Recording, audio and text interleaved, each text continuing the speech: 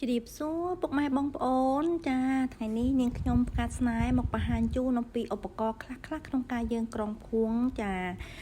សម្រាប់ការក្រងតួភួងយើងមានលួសតុនប្រភេទលួសតុននេះមានពីរពណ៌មានពណ៌មាសនិងពណ៌ប្រាក់ចាហើយមកតសៃប្រវែង80សង់ទីម៉ែត្រចាអាហ្នឹងយើងក្រងភួងយើងកាត់អាស្រ័យទៅតាមភួងរបស់យើងនីមួយៗចាហើយបន្ទាប់មកយើងមានកត្រៃកាត់លួសដេកកាប់ចា3មុខនេះយើងត្រូវតែមានជាប្រចាំចាហើយសម្រាប់មជុលវែងម្ដងនេះយើងអាចក្រងបានច្រើនមុខមែនតែនអាចក្រងបានគ្រប់ប្រភេទផ្កាទាំងអស់ចាមិនថាផ្កាម្លិះផ្កាពុតគឺយើងអាចក្រងបានដែរចារួមជាមួយនឹងអង្កាំក៏ដូចជាអំបោះចានឹងសម្រាប់ធ្វើរំយោលជាមួយនឹងមជុលខ្លីមួយទៀត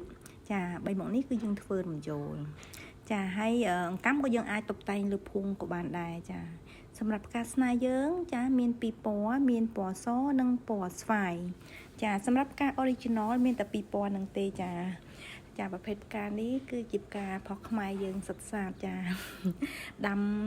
អត់មានប្រើគីមីអីទេចាផុសខ្មែរយើងដុះតាមធម្មជាតិហើយសម្បូរមែនតែនដុះតាមដីវាលដែលគេទុកចោលណាចាមានដុះច្រើន